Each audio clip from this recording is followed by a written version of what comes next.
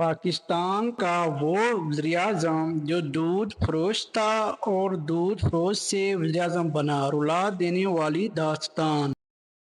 20 دسمبر 1916 کو لاہور کے ایک نوائی گاؤں میں ایک بچہ پیدا ہوا۔ 4 بہن بھائیوں میں یہ سب سے چھوٹا تھا۔ پورے گاؤں ان پڑھ مگر اسے پڑھنے کا جنون تھا۔ اس کے گاؤں میں کوئی سکول نہ تھا، لہٰذا یہ 1.5 میل دور دوسرے گاؤں پڑھنے کے لیے جاتا۔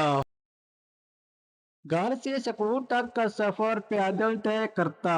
6ٹھی جماعت پاس کرنے کے بعد وہ 8 میل دور دوسرے گاؤں میں تعلیم حاصل کرنے جاتا۔ اس نے مڈل کا امتحان امتیازی نمبروں سے پاس کیا اور وظیفہ حاصل کیا۔ مزید تعلیم حاصل کرنے لاہور آیا اور یہاں اس نے سینٹرل ماڈل اسکول میں، جو کہ اس وقت کا نمبر 1 اسکول تھا، داخلہ لے لیا۔ اس کا گاؤں شہر سے 13 کلومیٹر دور تھا۔ غریب ہونے کی وجہ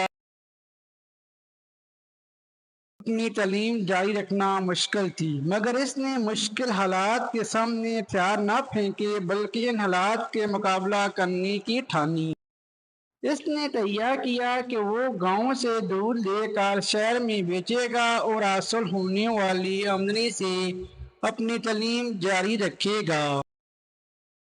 چنانچہ وہ صبح منہ اندھیرے اذان سے پہلے اٹھتا، مختلف گھروں سے دودھ اکٹھا کرتا، ڈرم کو ریڑھے پر لاد کر شہر پہنچاتا۔ شہر میں وہ نواب مظفر قزاقباج کی ویلی اور کچھ دکانداروں کو دودھ فروخت کرتا۔ اس کام سے فارغ ہو کر مسجد میں جا کر کپڑے بدلتا اور بھاگ بھاگ اسکول پہنچتا۔ کالج کے زمانے تک وہ اسی طرح دودھ بیچتا اور اپنی تعلیم حاصل کرتا رہا۔ اس نے غربت کے باوجود کبھی دودھ میں پانی نہیں ملایا۔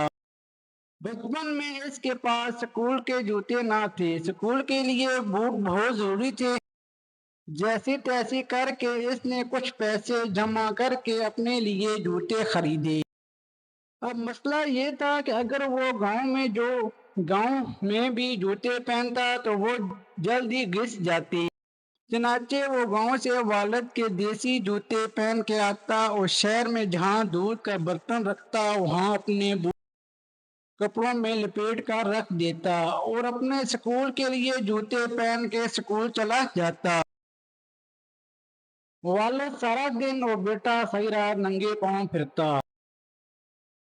1935 میں اس نے میٹرک میں نمایاں پوزیشن حاصل کی اور پھر اسلامی کالج ریلوے روڈ لاہور میں داخلہ لیا۔ اب وہ اپنی تعلیم کے اخراجات پورے کرنے کے لیے گاؤں سے ریڑھی میں دودھ لاتا اور شہر میں فروخت کر دیتا۔ اس کام میں کبھی اس نے عار محسوس نہ کیا۔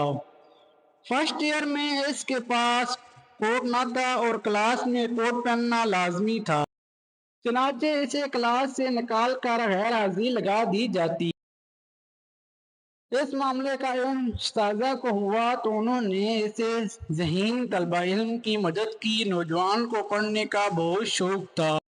1939 میں اس نے BA آنر کیا۔ یہ اپنے علاقے میں واحد گریجویٹ تھا۔ یہ نوجوان اس دوران جان چکا تھا کہ دنیا میں کوئی بھی کام آسانی سے سر انجام نہیں دیا جا سکتا۔ کامیابیوں اور بہترین کامیابیوں کے لیے انتھک محنت، تنگ و دو لازمی عنصر ہے۔ معاشی دباؤ کے تحت BA کے بعد اس نے باٹا پور کمپنی میں کلرک کی نوکری کر لی۔ چونکہ اس کا مقصد اور گول لاز یعنی قانون پڑھنا تھا، لہذا کچھ عرصے بعد کلرک کی چھوڑ کر قانون کی تعلیم حاصل کرنے لگا اور 1946 میں LLB کا امتحان پاس کر لیا۔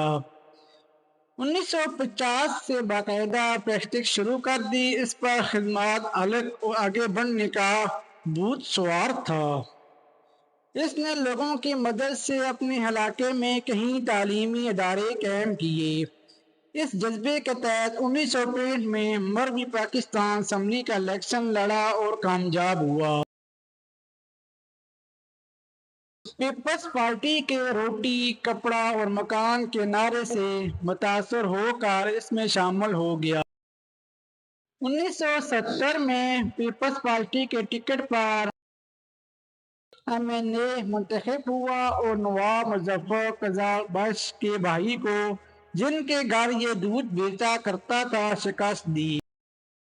1971 میں ذوالفقار علی بھٹو کی پہلی کابینہ میں وزیر خوراک اور پسماندہ علاقائی جات بنا۔ 1972 کو پاکستان کے سب سے بڑے صوبہ پنجاب کا وزیر اعلیٰ بنا۔ وزیر اعلیٰ کے دوران اکثر رکشے میں سفر کرتا، اپنا گورنر مصطفیٰ کھوکھر کے ساتھ نبھانا ہونے کی وجہ سے استعفیٰ دے کر ایک مثال کام کی۔ 1973 میں اقوام متحدہ میں پاکستانی وفد کی قیادت کی۔ 1973 میں وفاقی وزیر قانون و پارلیمانی امور کا قلمدان سونپا گیا۔ 1986 میں وفاقی وزیر بلدیات و دی مقرر کیا۔ 2 دفعہ اسپیکر قومی اسمبلی بنا اور 4 سال تک انٹرنیشنل ایک ملوث فلاش ان پڑھ کسان کا بیٹا، جس نے کامیابی کا ایک لمبا اور کٹھن سفر اپنی دودھ بیچنے سے شروع کیا اور آخرکار پاکستان کا وزیر اعظم بنا۔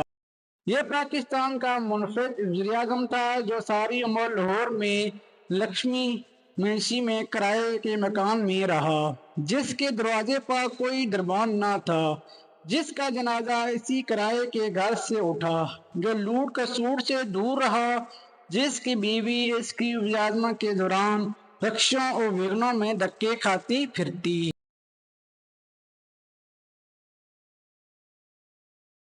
ملک معراج خالد تاریخ کی ایک احساس شخصیت تھی۔ آپ 23 جون 2003 کو اس دار فانی سے رخصت ہوئے۔ وفات سے قبل پاکستان کے اس عظیم شخص کے پاس نہ تو کوئی بینک بیلنس تھا، نہ کوئی ذاتی جائیداد، بلکہ بیماری کا علاج تک سرکاری اسپتال میں ہوتا رہا۔ یہ تھا پاکستان کا وہ درویش افاق وزیر اعظم جنہوں نے کٹھن حالات کا مقابلہ کر کے ایک اعلیٰ مقام حاصل